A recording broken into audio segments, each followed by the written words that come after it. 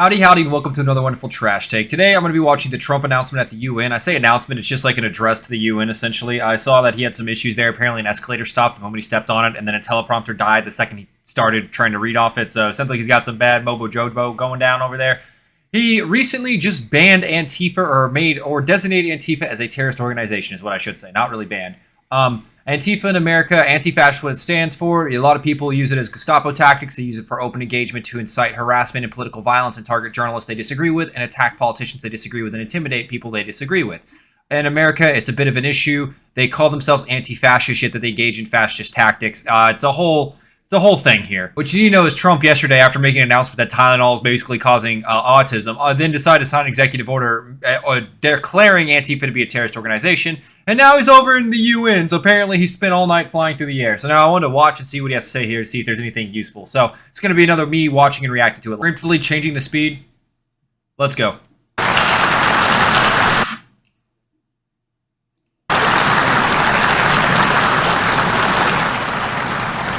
Sorry, turn the volume down, Matt.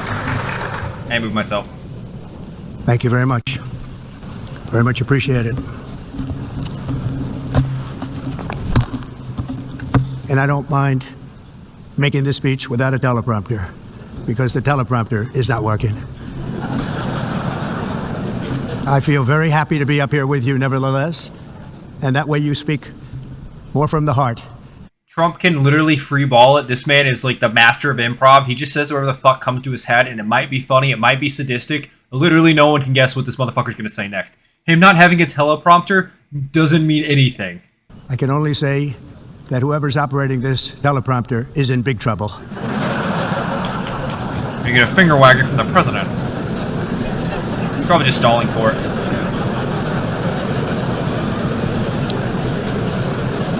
As far as I know, the UN, it's a bunch of different people from all the different nations, the United Nations, but they also like sit there and they don't all speak English. I think that they also have live translators in their ears trying to translate what is happening for these assemblies, which is kind of cool, honestly. I like it. I like the concept. Hello, Madam First Lady. Now he's calling people out. Thank you very much for being here. And Madam President, Mr. Secretary General, First Lady of the United States, distinguished delegates, ambassadors, and world leaders. 6 years have passed since I last stood in this grand hall and addressed a world that was prosperous and at peace in my first term. Since that day, the guns of war have shattered the peace I forged on two continents. An era of calm and stability gave way to one of the great crises of our time. Ukraine. And here in the United States, 4 years of weakness, lawlessness, and radicalism. You guys want to bet he's not going to say anything about Palestine? I bet he's not going to say anything about Palestine.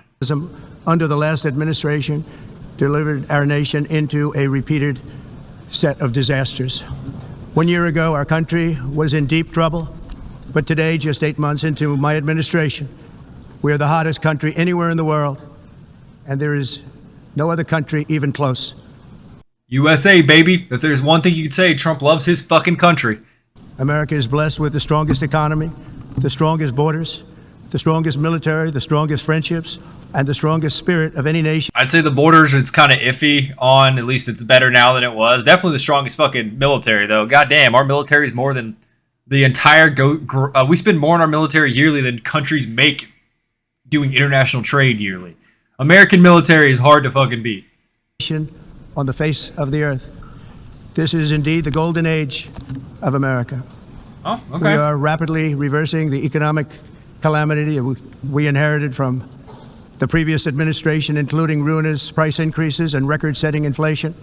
Inflation like we've never had before. We had some terrible fucking inflation after COVID. Yeah, that is entirely true. So did the entire world, from what I understand, too. I've seen the argument, oh, it's not just America that's suffering. Everywhere is suffering. But let me be honest. Do you think an American cares what's going on in a different country? Like you really misunderstand the ignorance of an American. Under my leadership, energy costs are down. Gasoline prices are down. Grocery prices are down. Mortgage rates are down. Yeah, the eggs came back down. I know people are not talking about that, but the egg prices did come back down. But that was merely happening because there was like some flu outbreak, and Joe Biden basically, before he left office, someone in his office decided to order the execution of all the chickens there just to make sure they couldn't spread it. So that caused the egg prices to immediately skyrocket due to supply and demand. Supply just absolutely dropped out of existence. Yeah, it was a whole like fiasco, and everyone's just like, Trump's ruined the egg prices, and everyone's like, what the fuck are you talking about? Because in America, you can just be an open retard, and if you're on one side of the political spectrum, you get a free pass. And inflation has been defeated. The only thing that's up is the stock market, which just hit a record high. In fact, it's like every other day hitting record highs now, but it's also due to inflation that's like not like it means much. It drops 1,000 points back in like 20 years ago, 30 years ago. That meant a significant economic recline. Now it's so high up that it drops 1,000 points. That's like maybe 0.5% or some shit. Like so much of the world is inflated now. So much money is inflated. A record high 48 times in the last short period of time. Growth is surging. Manufacturing is booming. The stock market, as I said, is doing better than it's ever done. And all of you in this room benefit by that. Almost everybody. And importantly, workers' wages are rising at the fastest pace in more than 60 years. And that's what it's all about, isn't it? I hope so. I fucking hope so. There's not a lot of people that can like live on the current wages in America. I know we're a first world country, but shit's expensive here. Rent's expensive. It is costing more to live. You used to be able to live off of fucking your one dad having a job with a 4-bedroom house, 2 stories, 2 cars, and he was the fucking mailman. Now you got to work 3 jobs to even afford rent. Like it's pretty fucking bad in some places. In 4 years of President Biden, we had less than $1 trillion of new investment into the United States. In just 8 months since I took office, we have secured commitments and money already paid for $17 trillion. Damn. Think of it, 4 years, less than $1 trillion, 8 months. But that's also because he levied heavy fucking tariffs on literally everyone if they didn't play ball. Much more than $17 trillion is being invested in the United States, and it's now pouring in from all parts of the world. We've implemented the largest tax cuts in American history and the largest regulation cuts in American history. What tax cuts has Trump actually done? I don't actually know any of the tax cuts. Because I know those time when you cut tax, it doesn't actually help like me. It helps a rich person. Unless you also, if you don't pay your taxes, it also doesn't help you. So that's history, making this once and again the best country on earth to do business. And many of the people in this room are investing in America, and it's turned out to be an awfully good investment during this 8-month period. In my first term, I built the greatest economy in the history of the world. We had the best economy ever, history of the world. Things were pretty good till fucking COVID-19, till the entire fucking country shut down. And it's 2 weeks to stop the spread, to 12 months to maybe stop the spread, to get the vaccine or die in a cold winter. And I'm doing the same thing again, but this time it's actually much bigger and even better. The numbers far surpass my record-setting first term. On our southern border, we have successfully repelled a colossal invasion, and for the last 4 months, and that's 4 months in a row, the number of illegal aliens admitted and entering our country has been 0. Hard to believe. Damn. Yeah, that's 0 is truly impressive, and I don't believe it.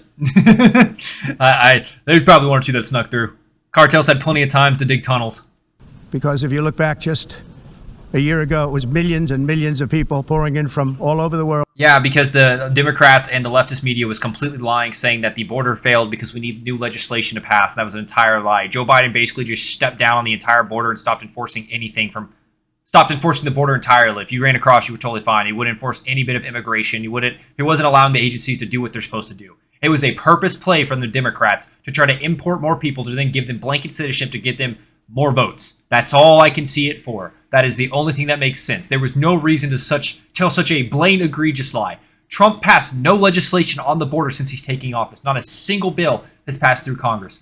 Why was everyone saying that you need to pass all these new bills to allow the border to come across to fix the border? That was a lie. That's why. You didn't need it. It was a fucking lie, and they knew it, and the media sold it. From prisons, from mental institutions, drug dealers, all over the world they came. They just poured into our country with the ridiculous open border policy of the Biden administration. Yep. Our message is very simple. If you come illegally into the United States... Technically, it wasn't an open border policy. It was just a straight up, we're not enforcing the border policy. There was no border. You're going to jail, or you're going back to where you came from, or perhaps even further than that. You know what that means. You go to jail, you're going back where you came from, or you're getting fucking killed. I mean, he's posting video footage of basically AC-130 strikes on cartel boats, so it's happening. I want to thank the country of El Salvador for the successful and professional job they've done in receiving and jailing so many criminals that entered our country. And it was under the previous administration that the number became record-setting, and they're all being taken out. We have no choice. And other countries have no choice because other countries are in the exact same situation with immigration. Yeah, there's been a lot of unfiltered immigration in Europe to where, like, you have the UK now where the migrant rape gangs have basically gone unchecked. It was racist to call them out for their behavior. They were infecting the police station, and they're not getting deported for horrendous crimes against the British people. You have gangs of migrants all over Europe. You can go look at any YouTuber on that's like traveling Europe on YouTube, and you can see the shit that's happening now. All these beautiful places, all these landmarks are now covered with migrants, either trying to scam, steal, or rob. Like, it's not how it should be. It's destroying your country, and you have to do something about it. On the world stage, America is respected again. You have to understand, all these countries make it to where the quality of life in these countries is devolved rapidly to where having kids is hard for anyone because it's such a financial strain and they don't have the resource to handle it. So these countries are instead just importing infinite migrants to now take the jobs of the next generation because the populace isn't able to have kids because the government's not doing anything to help it. They're not doing anything to fix the problem. Their version of fixing the problem is, yeah, just keep importing people. It doesn't matter. It doesn't matter how incompatible the cultures are that you're importing. They're allowing them to come in. Look at what's happening in fucking Japan. The people are protesting because they're importing migrants that are destroying the place. They are killing people. They are stealing. They're destroying property. It's fucking crazy. There is some funny video about a dude who said he went to go visit his Japanese friend and he pointed out all the Indians, and that basically his Japanese friend got really sad because there was like this entire area that used to be like a countryside full of Japanese people. It's now like 90% Indians. They basically got replaced, completely removed in their own cities. That shit's crazy to me. Your government does not care for you. They just want a cheap-ass labor force is all that means. Like it has never been respected before. You think about 2 years ago, 3 years ago, 4 years ago, or 1 year ago, we were a laughingstock all over the world. Yep. At the NATO summit in June, virtually all NATO members formally committed to increase defense spending at my request from 2% to 5% of GDP, making our alliance far stronger and more powerful than it was ever before. In May, I traveled to the Middle East to visit my friends and rebuild our partnerships in the Gulf, and those valued relationships with Saudi Arabia, Qatar, and the UAE and other countries are now, I believe, closer than ever before. My administration has negotiated one historic trade deal after another, including with the United Kingdom, the European Union, Japan, South Korea, Vietnam, Indonesia, the Philippines, Malaysia, and many, many others. Likewise, in a period of just 7 months, I have ended 7 unendable wars. They said they were unendable. You're never going to get them solved. Some were going. What wars? I know he did the, wasn't there like one in India and Pakistan? Didn't he? He's probably claiming the one between Israel and Iraq as well. And probably another Israel and some other fucking country. He hasn't stopped the one in Ukraine and Russia, the one everyone expected him to do. I don't even remember. Going for 31 years, 2 of them, 31, think of it, 31 years. One was 36 years. One was 28 years. I ended 7 wars. And in all cases, they were raging with countless thousands of people being killed. This includes Cambodia and Thailand, Kosovo and Serbia.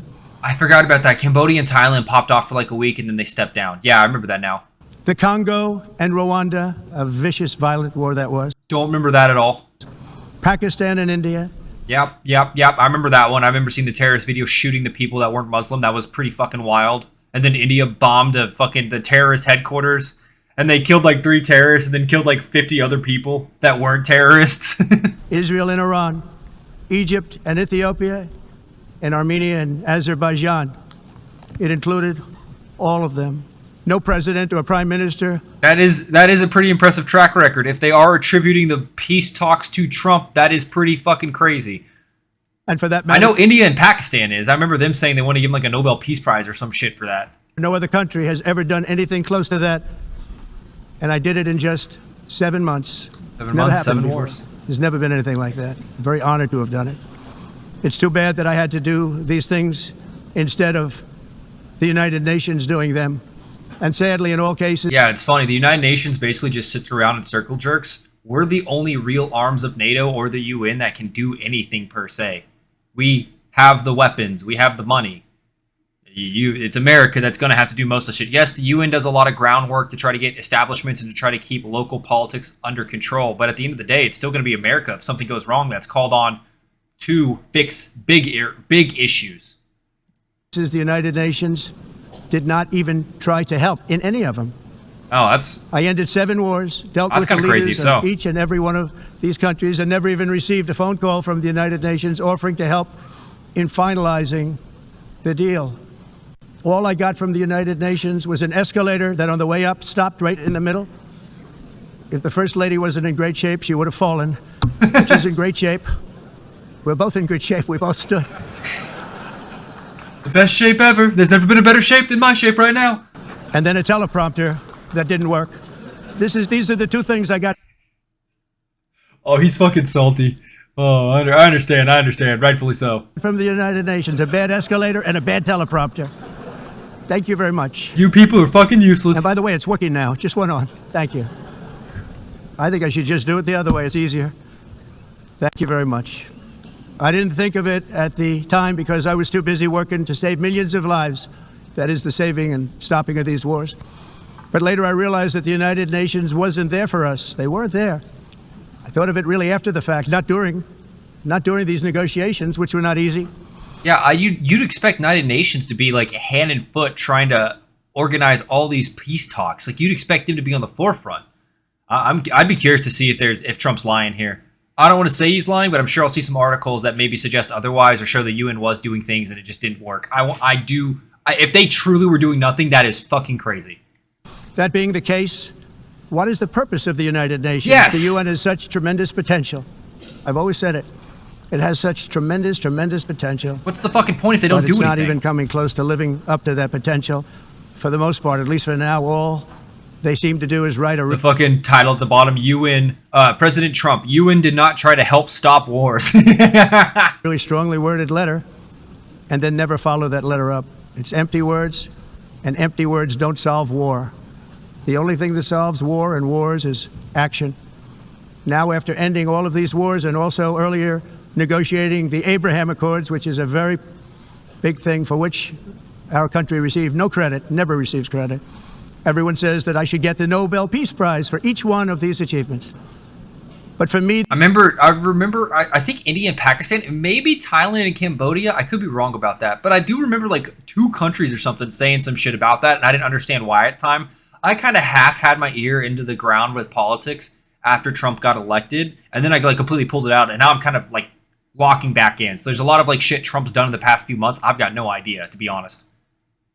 The real prize will be the sons and daughters who live to grow up with the mothers and fathers, because millions of people are no longer being killed in endless and unglorious wars. What I care about is not winning prizes, it's saving lives. We saved millions and millions of lives with Little Marco wars, and we have others that we're working on, and you know that. Many years ago, a very successful real estate developer in New York, known as Donald J. Trump. I was like, is he about to talk about himself in the third person? Yes, he fucking is. On the renovation and rebuilding of this very United Nations complex. I remember it so well. I said at the time that I would do it for $500 million, rebuilding everything. It would be beautiful. I used to talk about, I'm going to give you marble floors. They're going to give you terrazzo. I'm going to give you the best of everything. You're going to have mahogany walls. They're going to give you What is going plastic. on? But they decided to go... They need to turn that teleprompter back on. Fucking, this is wild. ...go in another direction, which was much more expensive at the time, and which actually produced a far inferior product. And I realized that they did not know what they were doing when it came to construction, and that their building concepts were so wrong, and the product that they were proposing to build was so bad and so costly. It was going to cost them a fortune. And I said, and wait till you see the overruns. Well, I turned out to be right. They had massive cost overruns and spent between $2 and $4 billion on the building. Yeah, what actually kills people during construction is like reconstruction. There's always a small part of the budget that assumes you might have to do a little bit of rework, but if you fuck some major stuff up, you're going to be in such a negative hole that it could bankrupt your company. Construction is one of those businesses to where if you fuck up, you better hope it's a light fuck up. And did not even get the marble floors that I promised them. You walk on terrazzo, do you notice that? As far as I'm concerned, frankly, looking at the building and getting stuck on the escalator, they still haven't finished the job. He's mad because he had to take the stairs. That is kind of wild that it broke the second he touched it, but like, it's still funny. They still haven't finished. That was years ago. The project was so corrupt that Congress actually asked me to testify before them on the tremendous waste of money, because it turned out that they had no idea what it was, but they knew it was anywhere between $2 and $4 billion as opposed to $500 million with a guarantee. But they had no idea, and I said it cost much more than $5 billion. Unfortunately, many things in the United Nations are happening just like that, but on an even much bigger scale, much, much bigger. Very sad to see. Whether the UN can manage to play a productive role, I've come here today to offer the hand of American leadership and friendship to any nation in this assembly that is willing to join us in forging a safer, more prosperous world. Okay. And okay. It's a world that will... You're all fucking useless, but we could still use help, and we'll still accept your help. Okay, it's a good message. ...be much happier with. A dramatically better future is within our reach. But to get there, we must reject the failed approaches of the past and work together to confront some of the greatest threats in history. There is no more serious danger to our planet today than the most powerful and destructive weapons ever devised by man, of which the United States, as you know, has many. Just as I did in my first term, I've made containing these threats a top priority, starting with the nation of Iran. My position is very simple. The world's... Yeah, we absolutely decimated their nuclear program. I remember that. They basically found that Iran's nuclear capabilities were way more advanced than they originally thought, and they were weeks away from having nukes because they already had their enriched uranium in an underground facility. So Trump sent some like stealth bombers across the world, and they fucking dropped a bunch of bunker busters straight in the hole to get down to the facility and completely leveled the entire thing. Sent them back maybe 10 years. Destroyed the entire facility with all the materials in there. It's not going to be recoverable. It's under a mountain worth of rubble. They're not getting any of that shit out. The number one sponsor of terror can never be allowed to possess the most dangerous weapon. That's why shortly after taking office, I sent the so-called Supreme Leader a letter making a generous offer. I extended a pledge of full cooperation in exchange for a suspension of Iran's nuclear program. The regime's answer was to continue their constant threats to their neighbors and... Yeah, they continued threats, and I think he got assassinated, right? U.S. interests throughout the region, and some great countries that are right nearby. Today, many of Iran's former military commanders, in fact, I can say almost all of them, are no longer with us. They're dead. And yeah, they were getting fucking blown up, basically, until someone in command was willing to accept a treaty. He was killing all the commanders until they accepted the treaty. 3 months ago, in Operation Midnight Hammer, 7 American B-2 bombers dropped the 14 30,000-pound each bombs on Iran's key nuclear facilities, totally obliterating everything. No other country on Earth could have done what we did. No other country has the equipment to do what we did. We have the greatest weapons on Earth. We hate to use them. But we did something that for 22 years people wanted to do. With Iran's nuclear enrichment capacity demolished, I immediately brokered an end to the 12-day war, as it's called, between Israel and Iran, with both sides agreeing to fight no longer. As everyone knows, I have also been deeply engaged in seeking a ceasefire in Gaza. Have to get that done. Have to get it done. Yeah, that's one of the bigger ones right now. It's gotten really bad for Israel. There's been a lot of back and forth, but it's the majority consensus is what's going on in Gaza. Like, it's like every other month, Israel bombs a hospital accidentally. Like, it's getting ridiculous at this point. Like, America shells so hard for Israel, and it's my funds that are blowing up the Palestinians, the people in Gaza. It's fucking crazy, man. No one at this point is on Israel's side with this conflict. At least it doesn't seem like it. Maybe there are some people that still think Israel's completely innocent, but they're openly admitting to accidentally bombing shit on the like every other week now. Like it's ridiculous. I don't know how you could still back Israel in this. Unfortunately, Hamas has repeatedly rejected reasonable offers to make peace. We can't forget October 7th, can we? Now, as if to encourage continued conflict, some of this body is seeking to unilaterally recognize a Palestinian state. The rewards would be too great. See that fucked up chair at the UN?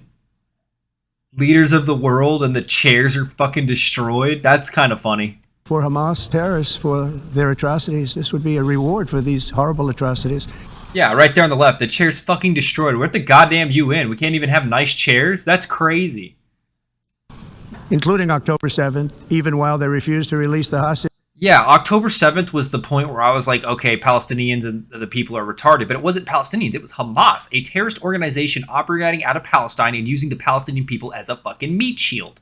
Hamas needs to be eliminated. They're a terrorist organization. They're purposely terrorizing the people of Palestine, Gaza, and killing them when they disagree with them. They are a terrorist cell. Hostages or accept a ceasefire. Instead of giving to Hamas and giving so much, because they've taken so much, they have taken so much. This could have been solved so long ago. But instead of giving in to Hamas's ransom demands, those who want peace should be united with one message: release the hostages now. Just release the hostages now.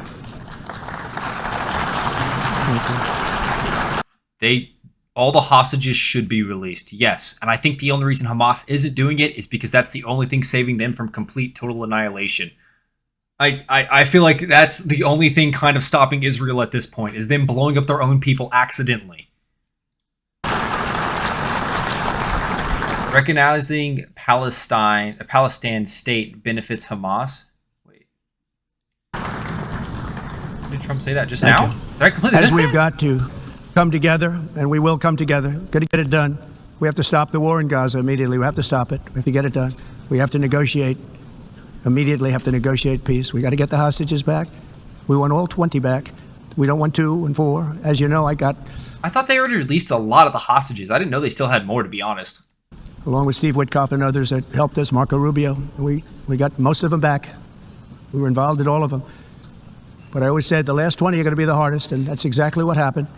We have to get them back now. We don't want to get back 2, and then another 2. What if they're dead? Well, what if they're dead? They've been a hostage for like 2 years now?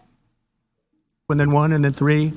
Have this process. No, we want them all back, and we want the actually 38 dead bodies back too. Those parents came to me, and they want them back, and they want them back very quickly and very badly, as though they were alive. They want them. They want them every bit as much as if their son or daughter were alive.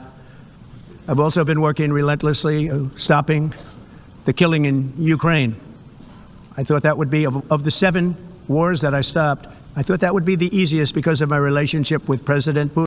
At least he's willing to admit he completely underestimated the conflict. I'm glad to see he's humble enough to admit that. Because he was like, I'll solve it on day 1. And now we're like, what, 8 months in? And it seems like every other week we're about to have peace. And then Zelensky flips off Putin. Putin flips off Zelensky. Zelensky fucking does some crazy shit. Putin does some crazy shit. It's like every other week they're going back and forth. Putin, which had always been a good one. I thought that was going to be the easiest one. But you know, in war, you never know what's going to happen. There are always lots of surprises, both good and bad. Everyone thought Russia would win this war in 3 days, but it didn't work out that way. It didn't work out that way because they had American fucking firearms basically on demand and giving a blank check until President Trump took office. It was supposed to be just a quick little skirmish. It's not making Russia look good. It's making them look bad. No matter what happens from here on out, this was something that should have taken a matter of days, certainly less than a week. And they've been fighting for 3.5 years. And killing anywhere from 5,000 to 7,000 young soldiers, mostly soldiers, trying to kill it on both sides, every single week, from 5,000 to 7,000 dead young people, and some in cities, much smaller numbers, were rockets. You had that crazy fight between the Ukrainian and the Russian that got in like a knife fight with each other. That shit was wild. Like, modern war is terrifying. It's just drone warfare to where the moment you put boots on the ground, you're already fucking dead. It's a shot where drones are dropped. This war would never have started if I were president. This was a war that should have never happened. It shows you what leadership is, what bad leadership can do to a country. Look what happened to the United States, and look where we are right now in just a short period of time. So he's totally blaming Biden. The only question now is how many more lives will be needlessly lost on both sides. China and India are the primary funders of the ongoing war by continuing to purchase Russian oil. But inexcusably, even NATO countries have not cut off much Russian energy. Well, no, because you have people like fucking Germany that are absolutely shooting themselves in the foot by destroying just taking off their nuclear power plants and then basically becoming completely reliant on Russian oil for power. Like, their country's ran by retards. Russian energy products, which, as you know, I found out about 2 weeks ago, and I wasn't happy. I know. Think of it. They're funding the war against themselves. Who the hell ever heard of that one?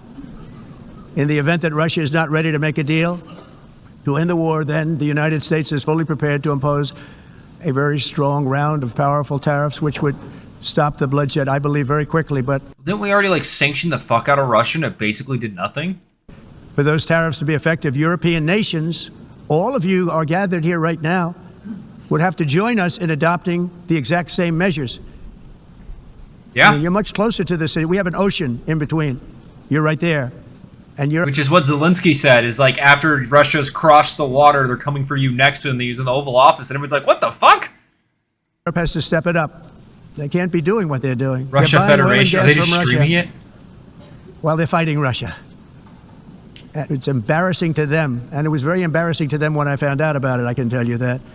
They have to immediately cease all energy purchases from Russia. Otherwise, we're all wasting a lot of time.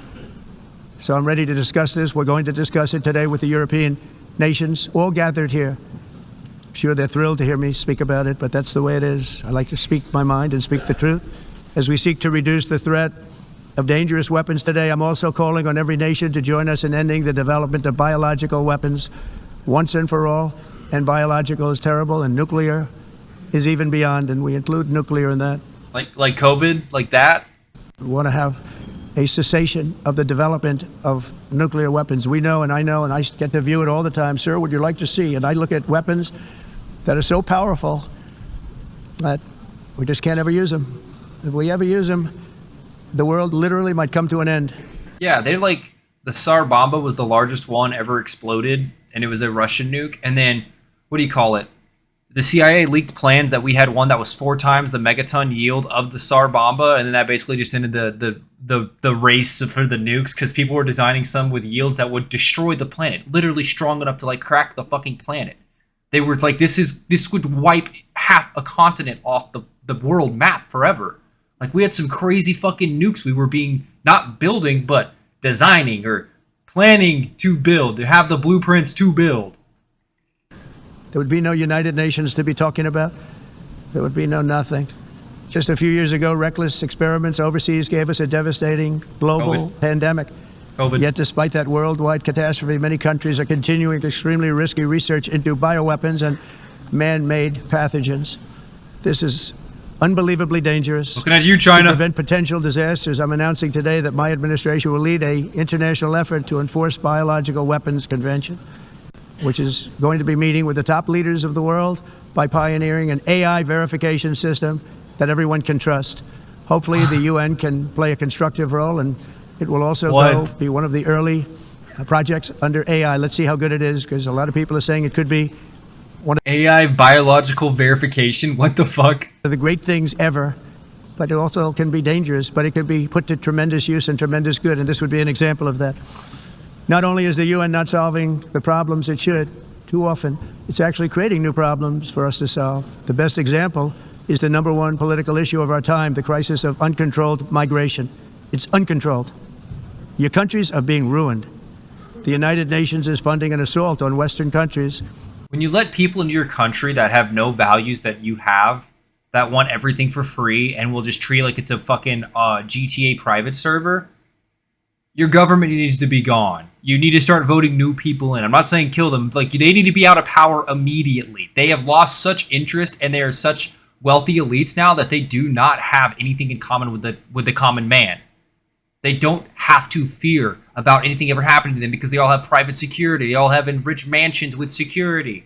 They drive cars, or they don't even have to drive cars. They have chauffeurs drive cars for them. They don't have to take public transportation. They don't have to feel the consequences of their actions, is what I'm saying. And their borders. In 2024, the UN budgeted $372 million in cash assistance to support an estimated 624,000 migrants journeying into the United States. Think of that. The UN is... Yeah, that was something that was exposed too, is that countries were paying these organizations to help migrants leave their country and go to America because the borders were fucking open. Basically, get the fuck out of our country, go to America, which is pretty much why he declared an invasion. Supporting people that are illegally coming into the United States, and then we have to get them out.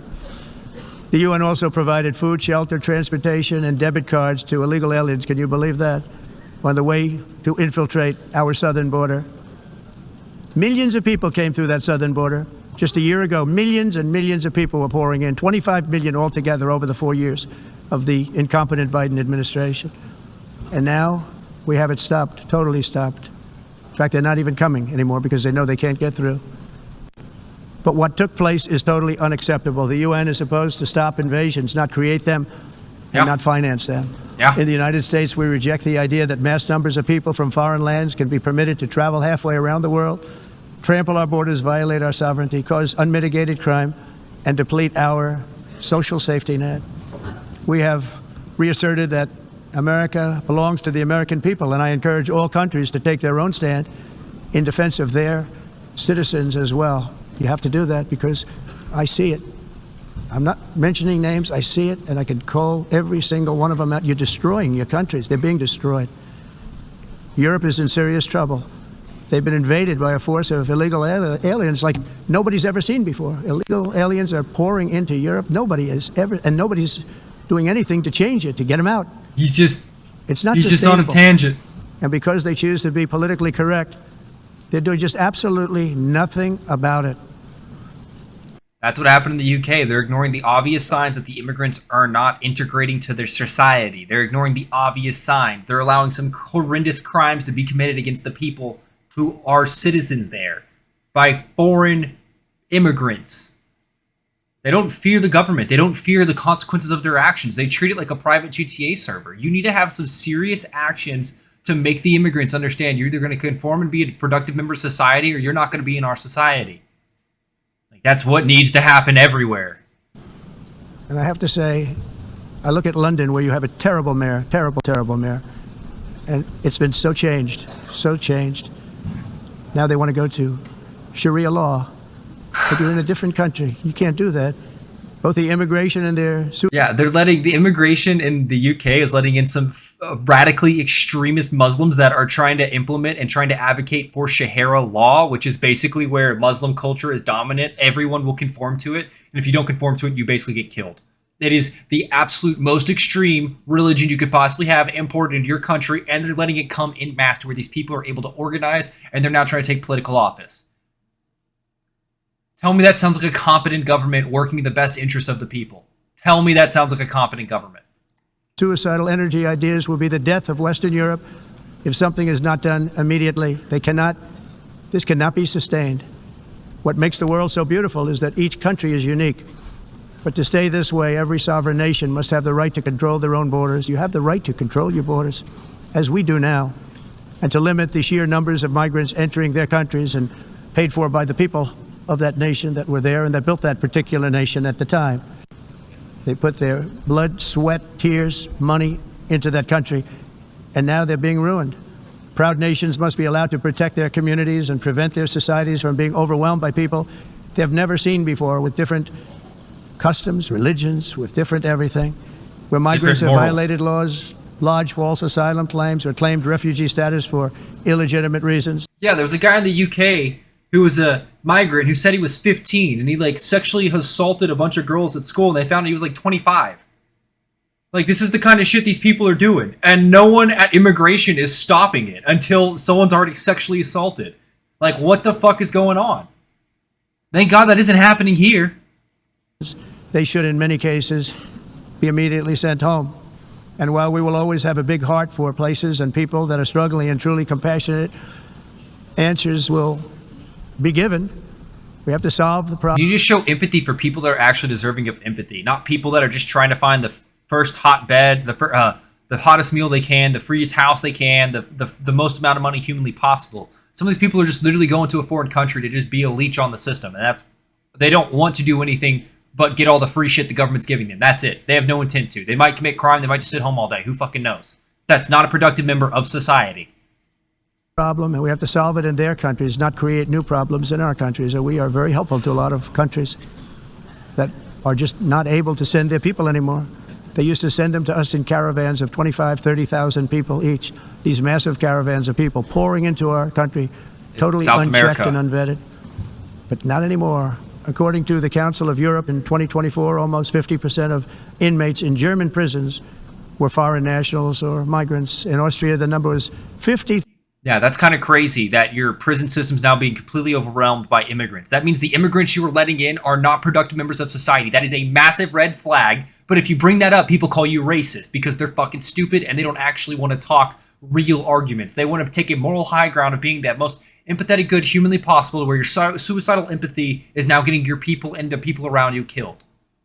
53% of the people in prisons were from places that weren't from where they are now. In Greece, the number was 54%, and in Switzerland, beautiful Switzerland, 72% of the people in prisons are from outside of Switzerland. When your prisons are filled with so-called asylum seekers who repaid kindness, and that's what they did, they repaid kindness with crime. It's time to end the failed experiment of open. Yes, they took the kindness that you gave them, they spit in your face, and in the process, spit in every civilian's face. Why do you put them in prison? Either send them back to their country or kill them, depending on their crimes. Borders, you have to end it now. See, I can tell you, I'm really good at this stuff. Your countries are going to hell.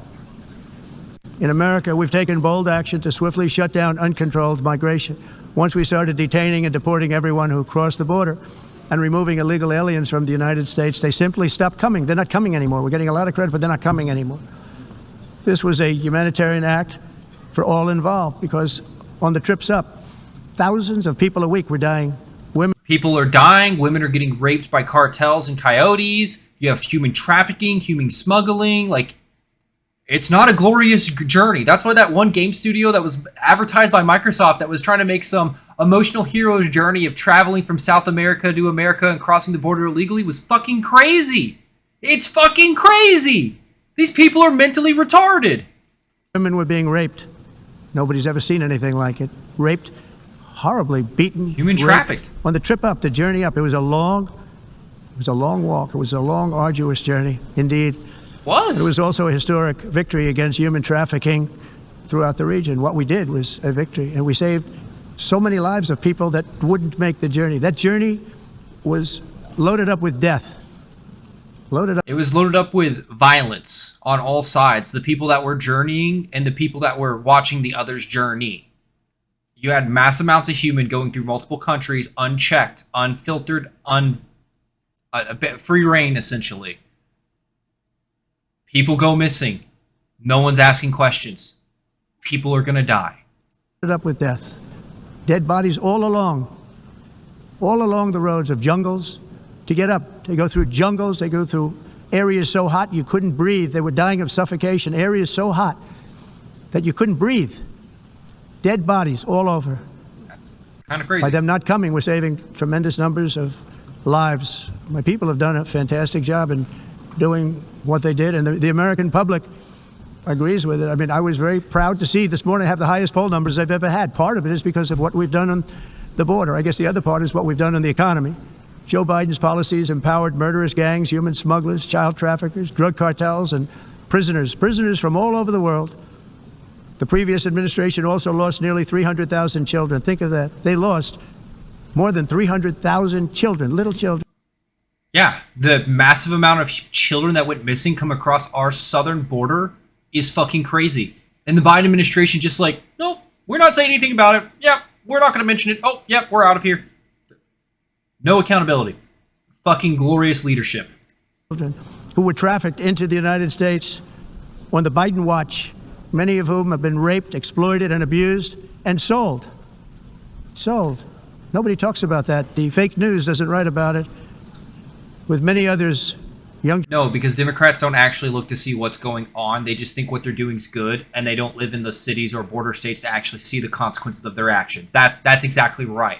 Like New York saying we should have open borders. Do you know where New York is? Do you know where New York is on a United States map? Not near a fucking border.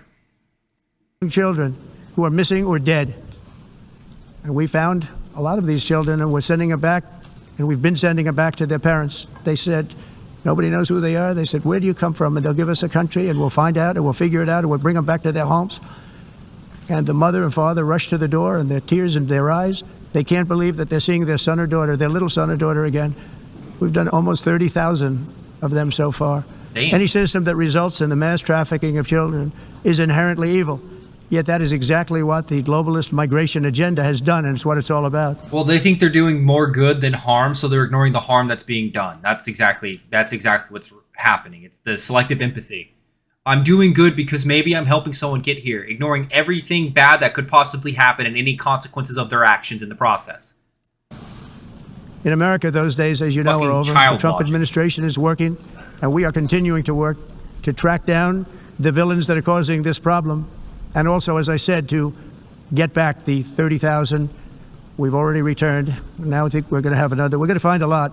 You're not going to find all of them. 300, more than 300,000. They're lost or they're dead. They're lost or they're dead because of the animals that did this. To protect our citizens, I've also designated multiple savage drug cartels as far as and you see this, and you see it happening right before your eyes. Let's put it this way: people don't like taking big loads of drugs in boats anymore. There aren't too many boats that are traveling on the seas by Venezuela. They tend not to want to travel very quickly anymore. And they're losing money and they're losing cargo. And they're losing people too, and boats. Like, it's not a win-win anymore when Trump's fucking bombing them from orbit. Because they can't ever see it coming. They can't. It's a lose-lose. We've virtually stopped drugs coming into our country by sea. We call them the water drugs. They kill hundreds of thousands of people. I've also designated multiple savage drug cartels as far as foreign terrorist organizations, along with two bloodthirsty transnational gangs, probably the worst gangs anywhere in the world, MS-13. I wonder if he's going to say anything about Antifa. And Tren de Aragua. Tren de Aragua is from Venezuela, by the way. Such organizations torture, maim, mutilate, and murder with impunity. They're the enemies of all humanity. For this reason, we've recently begun using the supreme power of the United States military to destroy Venezuelan terrorists and trafficking networks led by Nicolas Maduro. To every terrorist thug smuggling poisonous drugs into the United States of America, please be warned. Yeah, Venezuelans all looking down at their phones. They don't give a single fuck. This dude looks like he's asleep. That we will blow you out of existence. That's what we're doing. We have no choice. They don't give a single fuck what Trump's saying right now. I believe we lost 300,000 people last year to drugs. 300,000. Fentanyl and other drugs. Each boat that we sink carries drugs that would kill more than 25,000 Americans. We will not let that happen. Energy is another area where the United States is now thriving. I completely agree with Trump. The drugs, we've lost the war on drugs like 10 times. It's time to do something different. Bombing the drugs before they get in here? Sounds good to me. Let's see if it works. Like never before. We're getting rid of the falsely named renewables. By the way, they're a joke. They don't work. They're too expensive. They're not strong enough to fire up the plants that you need to make your country great. The wind doesn't blow those big... Oh, he's going to shit on the wind turbines again. Bro, just build fucking nuclear, please. Big windmills are so pathetic and so... Kills the birds, yeah. Bad, so expensive to operate. Then they have to be rebuilt all the time, and they start to rust and rot. Most expensive energy ever conceived, and it's actually energy. You're supposed to make money with energy, not lose money. You lose money, the governments have to subsidize. You can't put them out without massive subsidies. And most of them are built in China, and I give China a lot of credit. They build them, but they very few wind farms. So why is it that they build them and they send them all over the world, but they barely... I thought China had a lot of solar, nuclear, and like coal. I don't know about their wind farm, to be honest. I know they have a lot more nuclear than we do. They use them. You know what they use? Coal. They use gas. They use almost anything, but they don't like wind. But they sure as hell like selling the windmills. Europe, on the other hand, has a long way to go. Windmills are super expensive, and they require a lot of maintenance and operation. So people talk about the amount of resources used to build the windmill. Is it really offsetting all the carbon gases from the energy it creates? Realistically, we should be using any form of cheap renewable energy that we can while we're building nuclear. But we're not building nuclear is the issue. With many countries being on the brink of destruction because of the green energy agenda, and I give a lot of credit to Germany. Germany was being led down a very sick path, both on immigration, by the way, and on energy. Yep. They were going green, and they were going bankrupt. And the new leadership came in, and they went back to where they were, with fossil fuel and with nuclear, which is good. It's now they went back to nuclear? I didn't know that. Safe. You can do it properly. But they went back to where they were, and they opened up a lot of different plants, energy-producing plants, and they're doing well. I give Germany a lot of credit for that. You have all these countries that do everything in their power to cut their carbon footprint when China pumps out their carbon footprint yearly saved in like a single day. Like the amount of carbon that China produces, if you want to talk about greenhouse gases, any effort you're doing to stop, China's nullifying in 10 minutes of their factories running. That's how crazy this shit is. And no one ever wants to talk about that. They ignore that fact for some odd fucking reason. They've said this is a disaster, what's happening. They were going all green. All green is all bankrupt. That's what it represents. And it's not politically correct. I'll be very badly criticized for saying it, but I'm here to tell the truth. I don't care. It doesn't matter to me. I'm in New York City. I'm feeling a lot safer. Crime, we're getting crime down. And by the way, speaking of crime, Washington is... Is he doing that in New York? Hey, I didn't think he deployed the National Guard in New York, did he? No, wait, didn't he do that for subways in New York? I think he kind of did. Let me look that up. See, Washington, D.C. was the crime capital of America. Now it's a totally, after 12 days, it's a totally safe city. Everyone's going out to dinner. They're going out to restaurants. Your wife can walk down the middle of the street with or without you. Nothing's going to happen. My people have done a fantastic job. And yes, I called in the National Guard, and the National Guard took care of business. And they weren't politically correct, but they took care of business. We got 1,700 career criminals out, brought them back to where they came from, the countries where they came from, or put them in jails. Damn. Washington, D.C. is now a totally safe city again, and I welcome you to... Change the policy to make it to where if you commit a crime and you're under the age of 24, you're still considered a juvenile. Change that to where you're not a juvenile. Give them full felonies. Treat them like fucking adults. Being 24, you're a fucking adult. The fact that that's a law in D.C. is crazy to me. I had no idea they had that. Come, in fact, we'll have dinner together at a local restaurant, and we'll be able to walk. We don't have to go by an armor-plated vehicle. We'll walk right over there from the White House. They've given up their powerful edge, a lot of the countries that we're talking about in oil and gas, such as essentially closing the great North Sea oil. Oh, the North Sea, I know it so well. Aberdeen was the oil capital of Europe, and there's tremendous oil that hasn't been found in the North Sea. Tremendous oil. And I was with the Prime Minister I respect and like a lot, and I said, you're sitting with the greatest asset. They essentially closed it by making it so highly taxed that no developer, no oil company can go there. They have tremendous oil left, and more importantly, they have tremendous oil that hasn't even been found yet. And what a tremendous asset for the United Kingdom. And I hope the Prime Minister is listening, because I told it to him 3 days in a row. That's all he heard. North Sea oil, North Sea, because I want to see them do well. I want to stop seeing them. Because it's the fucking UK. They're locked on resources. They're locked on money. Their best bet's the waters nearby and whatever it holds. And to make sure that they adequately set up systems in place to where they don't absolutely have a oil spill in the middle of their waters. You can do this shit safely. You just have to pay money to do it and not hire some random retard country or random retard company. Sorry. Ruining that beautiful Scottish and English countryside with windmills and massive solar panels that go 7 miles by 7 miles, taking away farmland. But we're not letting this happen in America. In 1982, the executive director of the United Nations Environmental Program predicted that by the year 2000, climate change would cause a global catastrophe. He said that, yeah, it's like every 10 years they say the climate's going to be permanently destroyed 10 years from now. It's going to be permanently destroyed. They just push it back.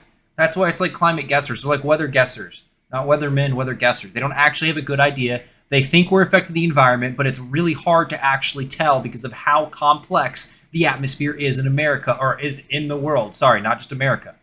It's very, very complex. People don't want to admit that. They want to say, oh, we're destroying the world. It's like the planet's gone through hot and cold cycles. We had an ice age.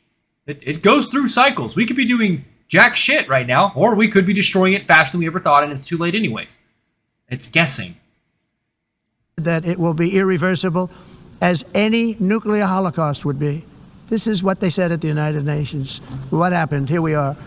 Another UN official stated in 1989 that within a decade, entire nations could be wiped off the map. Yeah, I remember seeing that the water level will rise up to where all these cities in Florida will be gone, and it hasn't happened. By global warming, not happening. You know, it used to be global cooling. If you look back years ago in the 1920s and the 1930s, they said, global cooling will kill the world. We have to do something. Burn the forest down, it's getting too cold. Then they said global warming will kill the world, but then it started getting cooler, so now they could just call it climate change, because that way they can't miss. It's climate change. It's more ambiguous. If it gets too cold, they could say climate change. If it gets too hot, they could say climate change. Yes, he's entirely right. The optics were bad for these crazy people pushing it, so they found more ambiguous language to use. Because if it goes higher or lower, whatever the hell happens, this climate change, it's the greatest con job ever perpetrated on the world, in my opinion. Climate change, no matter what happens, you're involved in that. No more global warming, no more global cooling. All of these predictions made by the United Nations and many others, often for bad reasons, were wrong. They were made by stupid people that have cost their countries fortunes and given those same countries no chance for success. If you don't get away from this green scam, your country is going to fail. And I'm really good at predicting things, you know. They actually said during the campaign they had a hat, the best-selling hat. Trump was right about everything. And I don't say that in a braggadocious way, but it's true. I've been right about everything. Funniest thing about the Trump campaign is all the merch he sold. Motherfucker's a businessman before anything. God damn. And I'm telling you that if you don't get away from the green energy scam, your country is going to fail. And if you don't stop people that you've never seen before, that you have nothing in common with, your country is going to fail. I'm the president of the United States, but I worry about Europe. I love Europe. I love the people of Europe. And I hate to see it being devastated by energy and Marco immigration. Rubio looks dead. This double-tailed monster destroys everything in its wake, and they cannot let that happen any longer. You're doing it because you want to be nice. You want to be politically correct, and you're destroying your heritage. They must take control strongly and immediately of the unmitigated immigration disaster and the fake energy catastrophe before it's too late. The carbon footprint is a hoax made up by people with evil intentions, and they're heading down a path. Carbon footprint ain't real, boys. There's no feed anymore. What? Just build fucking nuclear. You fix the problem immediately. In 10 years, because it takes a while to get these plants operational. But you will absolutely fix the problem. What my best guess is that the oil and gas industries have such a hold over politics and science in America, is they purposely scare people to think nuclear is extremely bad and the world's going to end if we build nuclear fucking power plants. No, it won't. No, it fucking won't. It's people that are fear-mongering that shit that is the reason why we don't have nuclear power plants everywhere. And we've had this technology for over 50 years now. We could already provide power for the entire United States like tenfold had we just continued building power plants. Of total destruction. You know, the carbon footprint was a big, big thing a few years ago.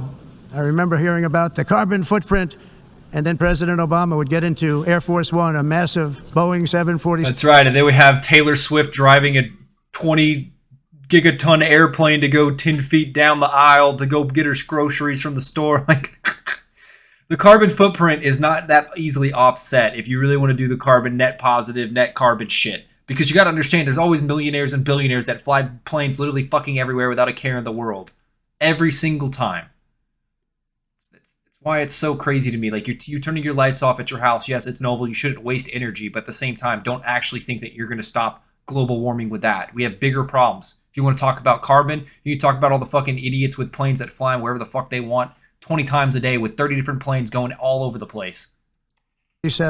And not a new one, an old one with old engines that spew everything into the atmosphere. He'd talk about the carbon footprint. We must do so. Then he'd get in and he'd fly from Washington to Hawaii to play a round of golf. And then he'd get back onto that big, beautiful plane and he'd fly back and he'd talk about, again, global warming and the carbon footprint. It's a con job. At extreme cost and expense, Europe reduced its own carbon footprint by... The issue is Trump isn't wrong here, but he's just not putting it very eloquently. 37%. Think of that. Congratulations, Europe. Great job. You cost yourself a lot of jobs, a lot of factories closed, but you reduced the carbon footprint by 37%. However, for all of that sacrifice and much more, China. It's been totally wiped out and then some by a global increase of 54%. Much of it coming from China and other countries that are thriving around China, which now produces more CO2 than all the other developed nations in the world. So all of these countries are working so hard on the carbon footprint, which is nonsense, by the way. It's nonsense. You know, it's interesting. In the United States, we have still... I wish he focused more on the immigration destroying the world and making fun of people for caring about carbon footprint. I wish he would not do this. Radicalized environmentalists and they want the factories to stop. Everything should stop. No more cows. We don't want cows anymore. I guess they want to kill all the cows. They want to do things that are just unbelievable. Cows and you create have it methane, which is like But you know, bad for the we have a environment. border, strong, and we have a shape, and that shape doesn't just go straight up. That shape is amorphous when it comes to the atmosphere.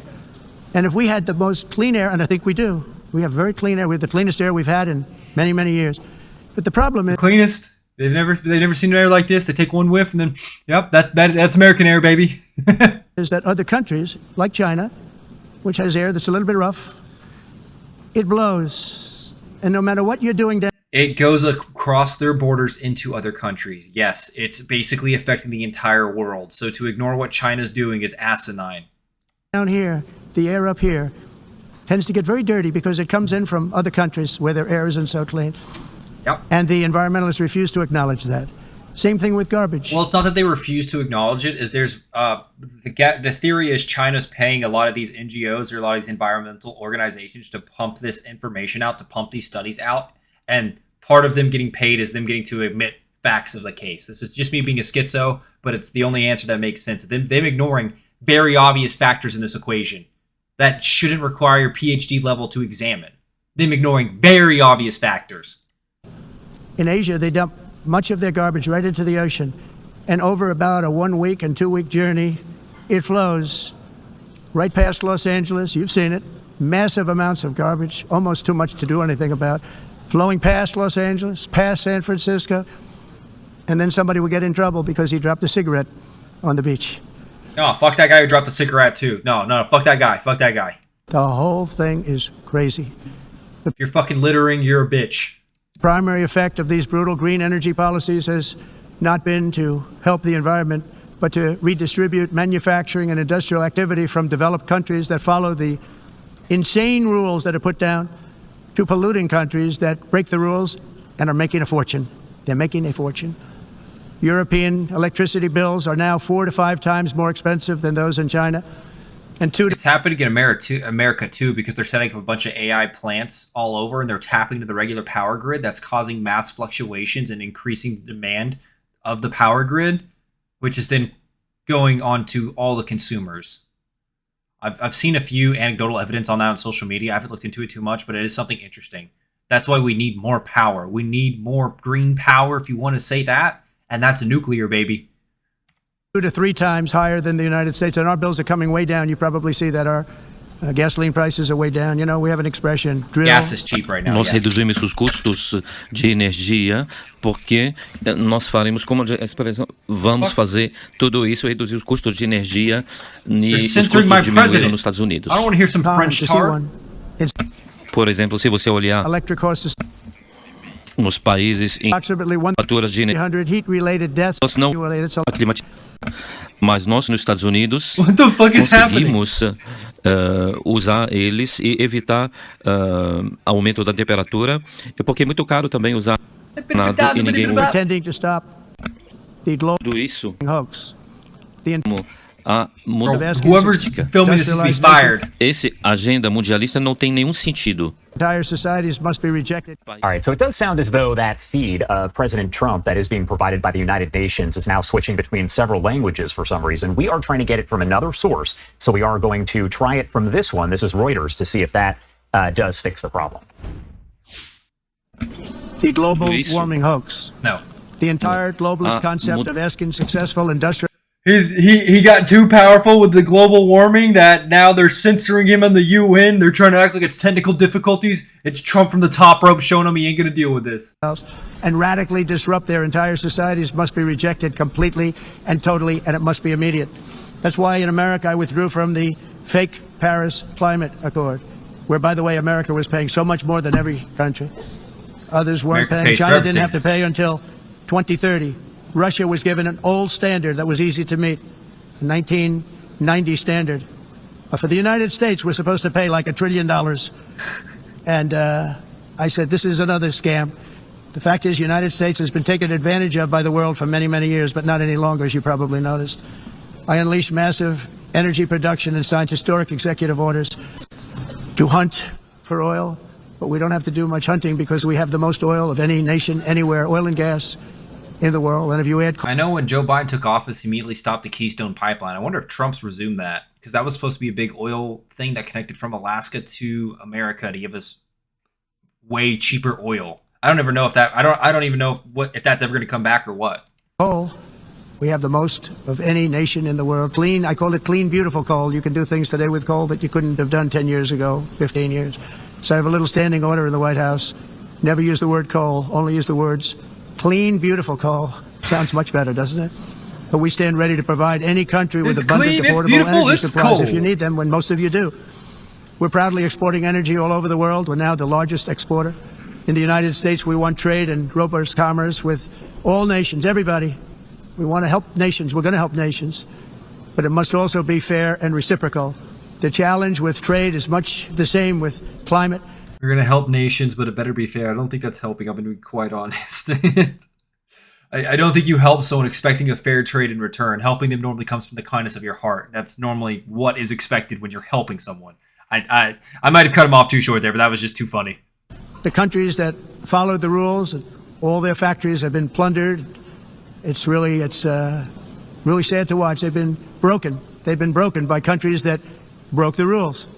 That's why the United States is now applying tariffs to other countries, and much as these tariffs were for many years applied to us, uncontrollably applied to us. We've used tariffs as a defense mechanism under the Trump administration, including my first term, where hundreds of billions of dollars in tariffs were taken in. And by the way, we had the lowest inflation, and now we have very low inflation. The only thing different is that we have hundreds of billions of dollars flowing into our country. We're rich. But this is how we will ensure that the system works for everyone and is sustainable into the future. We're also using tariffs to defend our sovereignty and security throughout the world, including against nations that have taken advantage of former U.S. administrations for decades, including China, the most corrupt, incompetent administration in history, the sleepy Joe Biden administration. Oh. Brazil now faces major tariffs in response to its unprecedented efforts to interfere in the rights and freedoms of our American citizens and others. Yeah, Brazil basically tried to do some executive order where if they tell Twitter to take something down, they have to take it down globally, not just for Brazilian internet. They just said, nope, what we decide is right for the entire world. And Trump immediately put like a 25% tariff on them across the board for it. With censorship, repression, weaponization, judicial corruption, and targeting of political critics in the United States. Good, I'm glad he's calling them out. They had some serious political corruption. I have a little problem saying this because I must tell you, I was walking in and the leader of Brazil was walking out. We saw him and I saw him, he saw me, and we embraced. And then I'm saying, can you believe I'm going to be saying this in just 2 minutes? The Brazilian people are like, what? Huh? What? We're doing what? And they're on full fucking freak out mode right now. We actually... And they got caught on camera too. They're like, look forward, stop, they see us. Next week. We didn't have much time to talk, like about 20 seconds. They were in retrospect, I'm glad I waited because this thing didn't work out too well. But we did talk. We had a good talk, and we agreed to meet next week, if that's of interest. But he seemed like a very nice man, actually. He liked me, I liked him. But if you, and I only do business with people I like. When I don't like them, I don't like them. But we had, at least for about 39 seconds, we had excellent chemistry. It's a good sign. But also in the past... 39 seconds all you need. Am I right, men? Am I right? Brazil, can you believe this? Unfairly tariffed our nation, but now because of our tariffs, we are hitting them back, and we're hitting them back very hard. As president, I will always defend our national sovereignty and the rights of American citizens. So I'm very sorry to say this, that Brazil is doing poorly and will continue to do poorly. They can only do well when they're working with us. Without us, they will fail, just as others have failed. It's true. Next year, the United States will celebrate the 250th anniversary of our glorious independence, a testament to enduring power and American freedom and spirit. Amen. We will also be proudly hosting the 2026 FIFA World Cup, and shortly thereafter, the 2028. I forgot about that. That might actually be worth trying to go to. I've never watched a fucking soccer game before in my life. I'm not going to lie. I know you call it football if you're European, but it's soccer. I'm an American. I'm going to see the soccer cup. Olympics, which is going to be very exciting. I hope you all come. I hope that countless people from all over the globe will take part of these will be great celebrations of liberty and human achievement, and that together we all can rejoice in the miracles of history that began in July 4th. 1776, when we founded the light to all nations, and it's something really that an amazing thing came out of that date. It's called the United States of America. In honor of this momentous anniversary, I hope that all countries who find inspiration in our example will join us in renewing our commitment, values, to peace, and those values really democracy, that we hold so dear. Together, let us defend free speech and free expression. Let us protect religious liberty, including for the most persecuted religion on the planet today. It's called Christianity. Oh, I honestly thought he was going to say Israel or Judaism or something like that. I thought he was going to say that. And let us safeguard our sovereignty and cherish qualities that have made each of our nations so special, incredible, and extraordinary. In closing, I just want to repeat that immigration and the high cost of so-called green renewable energy is destroying a large part of the free world and a large part of our planet.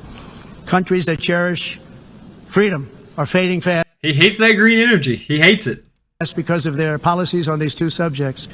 You need strong borders and traditional energy sources if you are going to be great again. Whether you have... Or nuclear. Like nuclear. Like, you know, that's a good option too. Nuclear, whatever, however you want to pronounce it. Come from north or south, east or west, near or far.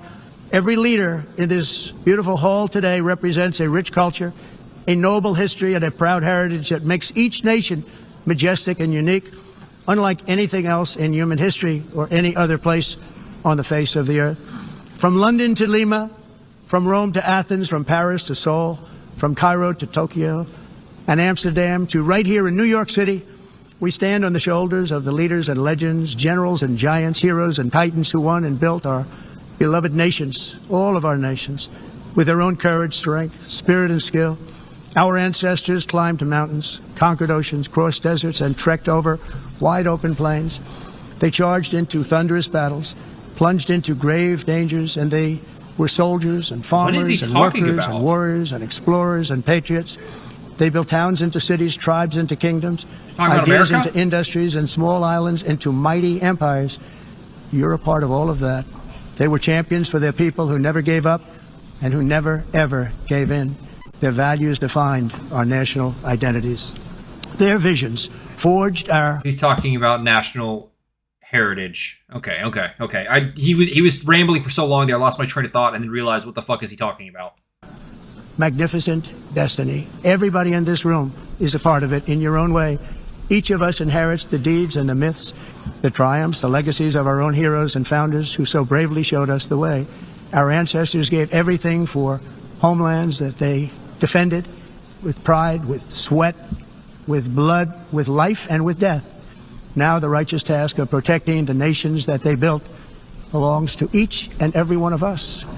So together let us uphold our sacred duty to our people and to our citizens. Let us protect their borders, ensure their safety, preserve their cultures, treasure, and traditions, and fight for their precious dreams and their cherished freedoms.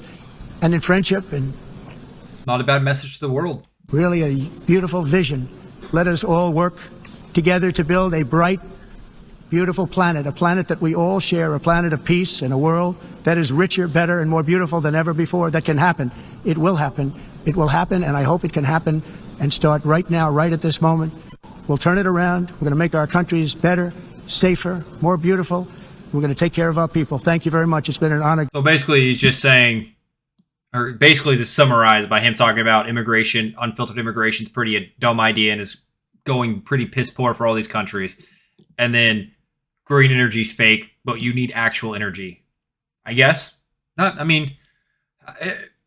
He was really harping on hating green energy. He really hates renewable energy, I guess. I don't really care for solar. I don't really care for wind. You'll need them at some point, but you should use them as an intermediary to build nuclear because nuclear is the long-term cleanest by a long shot. That's also maybe because I'm biased because I'm a nuclear engineer, though. Who knows? But yeah, that's a pretty good speech by Trump. Yeah, thank you guys very much for tuning in. If you liked the video, feel free to like it, comment down below, or subscribe. I go over a bunch of random dog shit commentary, whatever I find funny for the day. So feel free to check me out later. Feel free to check me out whenever. Otherwise, catch you in the next video. Until then, later.